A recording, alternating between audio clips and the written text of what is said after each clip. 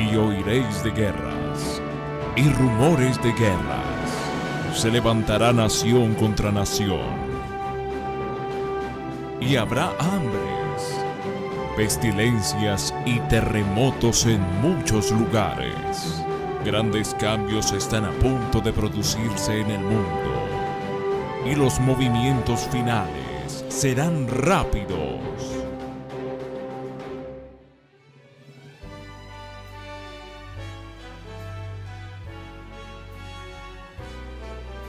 Un saludo muy especial para cada uno de nuestros televidentes en esta hora. Bienvenidos al programa Eventos Finales. Estamos hablando acerca de los eventos finales, de la historia final de esta tierra.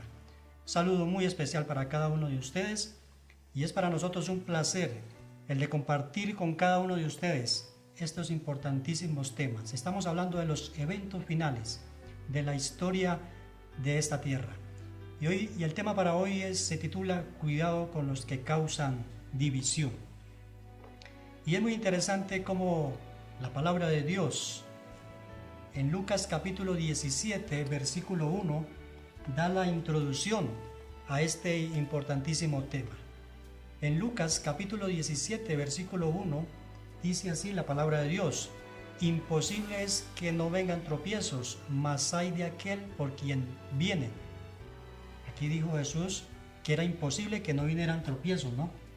Así que aquí el Señor está advirtiendo de que iban a haber tropiezos, que iban a haber dentro del pueblo de Dios dificultades, pruebas, situaciones difíciles dentro del pueblo de Dios y personas que iban a causar ¿qué? División dentro del pueblo de Dios. Así que Oscar, este es un tema demasiado importante, ¿no? Y estamos viviendo el clímax de esa experiencia de Lucas 17:1. Donde encontramos diferentes tipos de manifestaciones de división, ¿cierto? Y estamos hablando también y escuchando también unidad por otra parte, ¿no? Uh-huh. Es el juego del cumplimiento profético. Por eso es importante que estemos analizando todos los eventos con relación a la Biblia y al espíritu de profecía. No olviden lo que dice el apóstol Pedro. Tenemos también la palabra profética, que se asemeja a una antorcha y que es una palabra segura. Así que si podemos identificar cualquier manifestación que tengamos en los eventos finales y queremos tener terreno seguro para que no seamos engañados, podamos hacer uso de esas herramientas que el cielo nos ha dado. Isaías 8:20, la ley y el testimonio. La palabra inspirada también nos enseña y también la palabra profética. Encontramos aquí una declaración importante y clara con respecto al camino que nosotros debemos de seguir. Así que, por un lado, decía Virgilio, está el mundo religioso uniéndose. Uh-huh. Y eso, como leíamos en Apocalipsis capítulo 17, uniéndose tanto el protestantismo, que ya no protesta, como también el catolicismo, para formar el ecumenismo y finalmente perseguir al pueblo remanente de Dios. Pero también, así como el ecumenismo tiene sus eventos claros dentro del cumplimiento profético, y lo estamos viendo, uno de los cuadros que más me ha impresionado es ver cómo dentro del mundo protestante, la sección pentecostal, el mundo pentecostal que estaba formando parte del mundo protestante y que ellos en cierto momento fueron tan claros y directos en identificar a la bestia, al papado como la bestia, y claramente estaban definidos en eso. Ya ahorita estamos viendo, hasta por el internet se ve como Tony Palmer y estos grandes hombres, líderes del movimiento pentecostal, se han unido con el Papa formando el ecumenismo. Y a eso es que nosotros nos estamos refiriendo, que el protestantismo ya no protesta. Pero si eso está sucediendo dentro del mundo religioso formando el ecumenismo, el pueblo de Dios, la iglesia remanente, también tiene que empezar a dar ese fruto. Me parece interesante, Virgilio, que no, el tema de la unión no debería ser un tema de sermones ni de predicaciones. Ujú. Generalmente siempre se predica acerca de la unión. Exactamente. Siempre he compartido que la unión o la unidad es un fruto. Si nosotros estamos unidos, como dijo Cristo, como unidos a la vid, la rama está unida a la vid, finalmente llegaremos a la conclusión, como dijo Jesús, separados de mí, nada podéis hacer. Si estamos unidos a Cristo, la unión en nosotros va a ser un fruto, así como los frutos del Espíritu Santo. Y todo el que esté unido a Cristo se va a unir con el hermano. Exactamente. Y es muy interesante, bueno, hoy se predica mucho de unidad, como tú decías, ¿no? Se predican sermones de unidad. Y la gente está hablando de una unidad de techo, ¿no? Estar ahí cantando un día y adorando a Dios. Y a eso la gente le llama unidad. Pero en sí, ¿qué es la unidad? Es interesante la oración que Jesús pronunció en San Juan capítulo 17. Y esta es una oración que no solamente Jesús la pronunció pidiendo por sus discípulos, sino que el pedido fue también por cada uno de nosotros. Porque Jesús sabía que en el tiempo del fin iba a haber tremendas divisiones dentro en el mundo y dentro del pueblo de Dios. Entonces Jesús predijo esto en San Mateo capítulo 17, en San Juan capítulo 17, versículo 17. Dice así la palabra de Dios: santifícalos en tu verdad, tu palabra es verdad. Así que la verdadera unidad está basada en ¿qué? En la palabra de Dios y en la verdad. No podemos hablar de un tipo de unidad en falsas doctrinas, el uno creyendo una cosa, el otro cree otra, el uno enseña una doctrina, el otro enseña una doctrina diferente. Eso no es unidad. Hay una característica que me parece interesante dentro del tema de la unidad, y es como el mundo secular, para unirse económicamente o bajo cualquier tipo de unión, utilizan el convencionalismo. O sea, O la política también. o en la política, todo es convencional. Son uniones convencionales, o sea, por conveniencia. Y eso no puede estar pasando dentro del pueblo de Dios. El pueblo de Dios no puede estarse uniendo ahora por conveniencia o haciendo una unión convencional, sino que la unión que el Señor quiere establecer para este tiempo del fin en su pueblo remanente es una unión de principios, de revelación de la palabra, de la verdad, como usted leía en San Juan capítulo 17, versículo 17. Y es interesante que Jesús en el versículo 20 del mismo San Juan 17 dice: no ruego solo por ellos, sino también por los que han de creer en mí por la palabra de ellos. O sea que esta oración de Jesús es global, ¿no? Abarcaba a todo el pueblo de Dios hasta el tiempo del fin. Y es interesante la declaración que hace el Espíritu de Profecía hablando de las divisiones dentro del pueblo de Dios. Y aquí hay una declaración muy importante que quiero compartir en esta sección que se llama Maranata con cada uno de nuestros televidentes y radioescuchas que a esta hora están pendientes de nuestro programa. Esta declaración me llama la atención porque es muy interesante, ¿no? Lo que el Espíritu de Profecía nos dice a través de la mensajera del Señor. Dice: Dios está sacando a un pueblo y preparándolo para que se destaque por su unidad, hable las mismas cosas y cumpla así la oración de Cristo en favor de sus discípulos.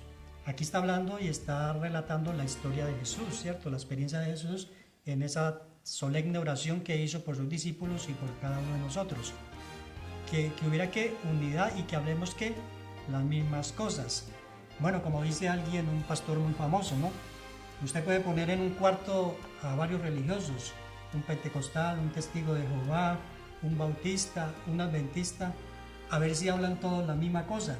Es cierto que no van a hablar la misma cosa porque el uno tiene un punto de vista, el otro tiene otra doctrina, y entonces nunca se van a poner así de acuerdo, ¿no? Porque cada uno está defendiendo sus propias interpretaciones de la palabra de Dios. Por eso dice acá: continuamente surgen grupitos de personas que creen que Dios está únicamente con los muy pocos y muy dispersos. Las influencias de tales tienden a derribar y dispersar lo que edifican los siervos de Dios.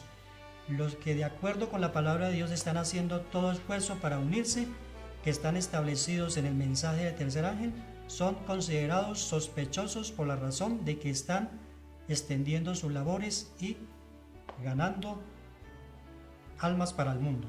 Es interesante, Es interesante entonces que aquí, bueno, dice que surgen grupitos de personas, cada uno cree ciertas cosas, ¿no? Ciertas doctrinas, y no hay ese tipo de unidad que el Señor dijo en San Juan 17, porque ese tipo de unidad no está basado en que santifícalos en tu verdad, tu palabra es verdad. O sea, ese tipo de unidad no está basado en la plataforma de la verdad, que es la palabra de Dios. Y no olvidemos que ese tipo de unidad no es por conveniencia.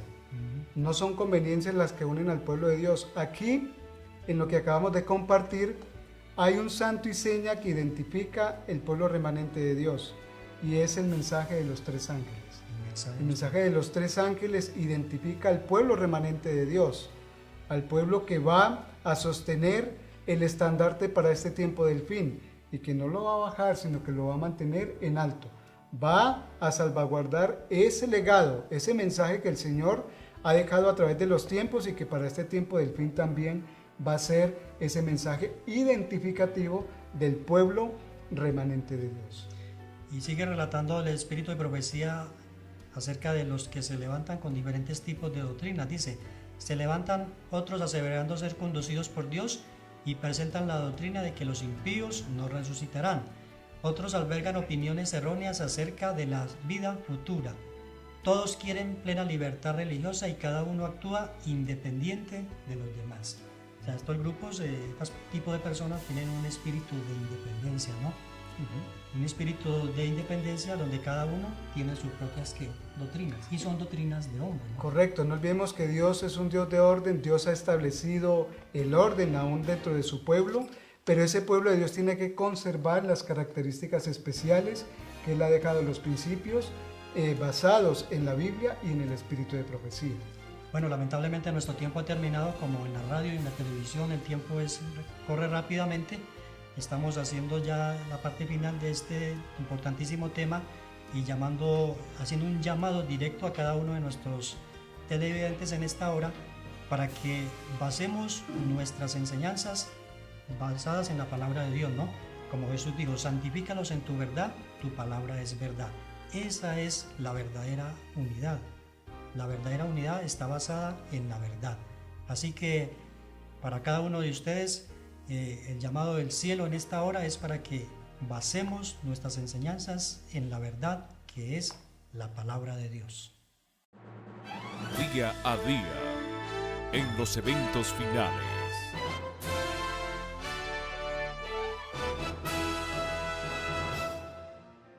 En nuestra sección acerca de los eventos finales, hoy abordaremos el tema: algunos serán encarcelados por su fe. Hemos venido analizando las diferentes situaciones que tendrá que experimentar el pueblo de Dios. No olvidemos que a través de la historia eso ha pasado. Ahora volverá a ocurrir. Se nos quitará el apoyo terrenal, hablando de la cuestión económica. Seremos perseguidos, así como muchos han sido perseguidos, como el mismo Jesús tuvo que ser perseguido y fue perseguido. Los apóstoles también participaron de esta experiencia. Y hoy también analizaremos esa otra triste experiencia que tendrá que pasar el pueblo de Dios, es el encarcelamiento. Pero no podemos pensarlo de esa manera triste, porque algunos tendrán que pasar por este tipo de experiencia, porque ya algunos han pasado ya estas situaciones y nos han dejado claro ejemplo de qué hacer en esos momentos. Y conocemos a través de la historia varios ejemplos de personas, de hombres que fueron fieles al Señor y tuvieron que soportar este tipo de experiencias.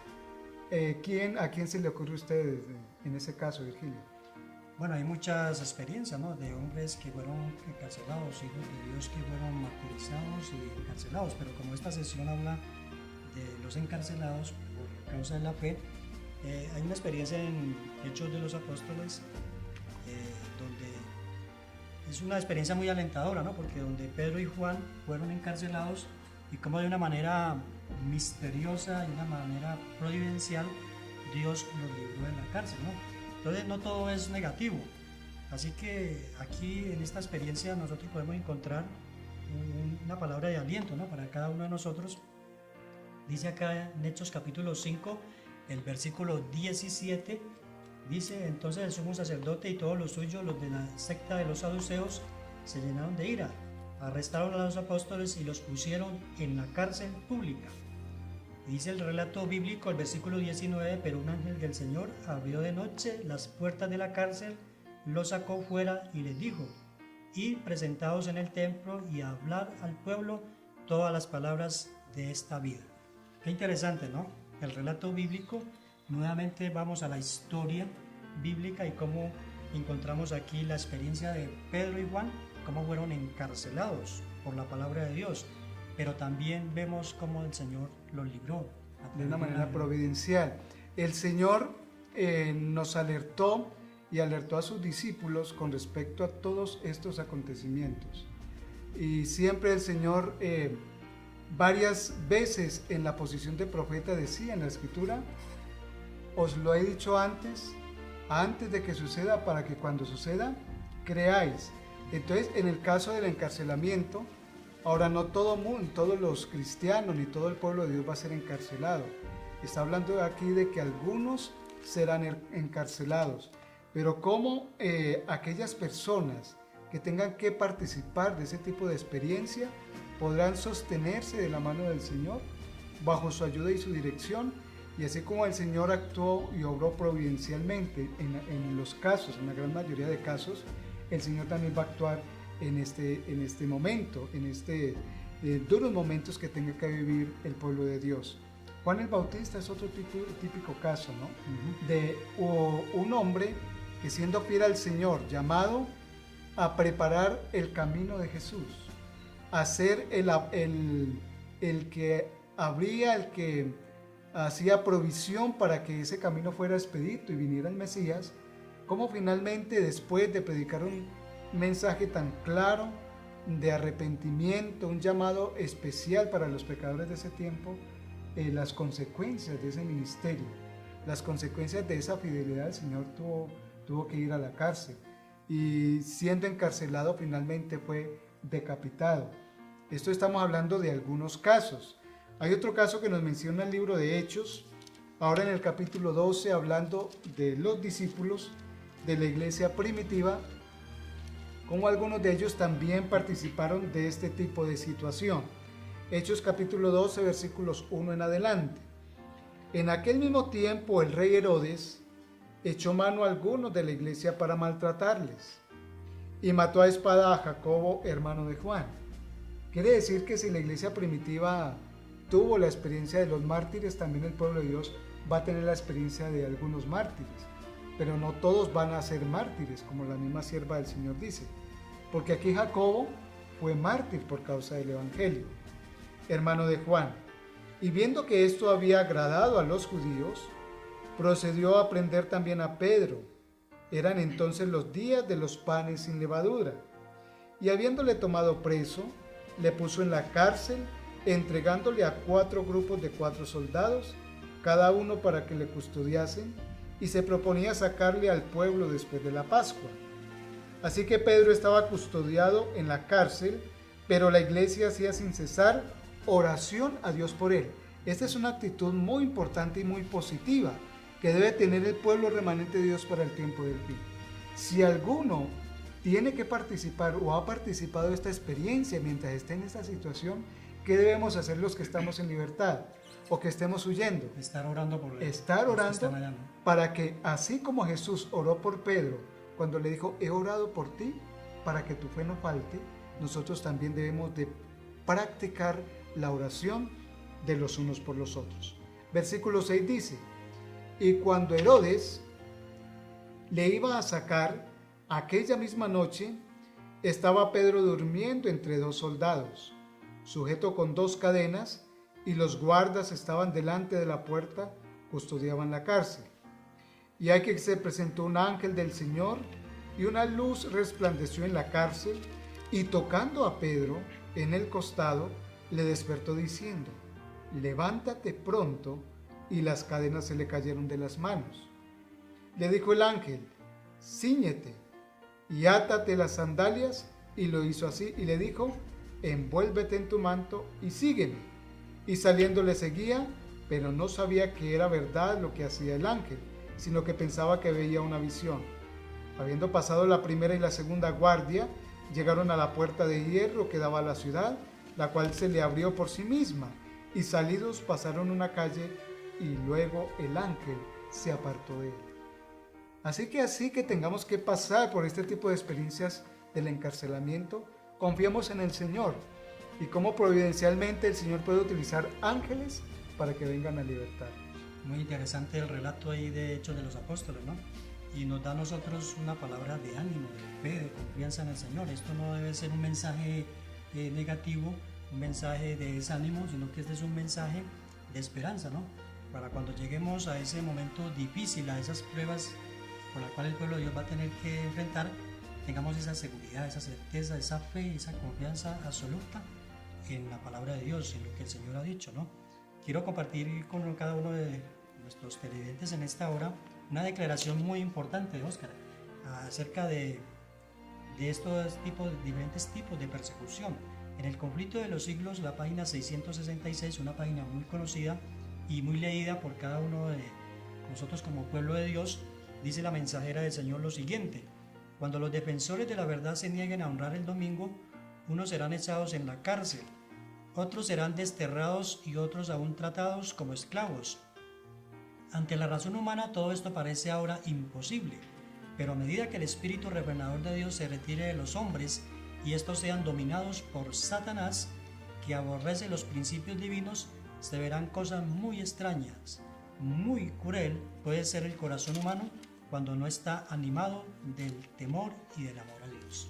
Así que aquí está hablando de diferentes tipos de persecución. Dice que unos serán echados en la cárcel, otros serán desterrados y otros serán tratados como esclavos. Así que la prueba no va a ser para todos la misma, ¿no? No va a ser la misma, y es interesante analizar este punto porque hemos estado diciendo claramente que estas no son escenas, a pesar de que son negativas, no deben de llenarnos de desánimo ni deben de llenarnos de tristeza que tengamos que pasar esto. Porque si nosotros somos agradecidos con el Señor, reconociendo de que el mensaje que Él nos ha presentado es el mensaje verdadero, ¿cuánto nos ha costado conocerlo y entenderlo? Todavía muchos de nosotros no estamos siendo perseguidos. Muchos de nosotros no hemos tenido que derramar nuestra sangre, ni hemos sido quemados como los reformadores en el potro. ¿Cuánto le ha costado al pueblo de Dios mantener de tiempo en tiempo la verdad para que llegue a nosotros y podamos conocer lo que nosotros estamos conociendo? A muchos les costó la vida. Así que no es motivo de desánimo, ni de desinterés, ni de tristeza el de que tengamos que pasar por estas situaciones, porque muchos ya pasaron por esas situaciones. La sierva del Señor, para ir finalizando, nos dice: si somos llamados a sufrir por Cristo, seremos capaces de ir a la prisión confiando en Él como un niñito confía en sus padres. ¿Cómo confía un niño en su padre? Un niño pequeño que apenas está empezando a caminar y va su padre a su lado, está tranquilo y confiado porque el padre está al lado. Confía en el Padre. Correcto, confía en el Padre. En cualquier momento tropieza y el Padre extiende su mano y le ayuda. Así como ese niñito es la fe que el pueblo de Dios remanente tenemos que manifestar en esta hora. Y finalmente dice la sierva del Señor: ahora es el momento de cultivar fe en Dios. ¿Cómo podemos manifestar fe en Dios? ¿Cómo podemos desarrollar esa fe en Dios? Solamente a través del conocimiento que tengamos de Él. Si conocemos a Dios, así como nos dice San Juan 17:3, esta promesa tan hermosa: y esta es la vida eterna, que te conozcan a ti, el único Dios verdadero, y a Jesucristo, a quien has enviado. Que el Señor nos bendiga.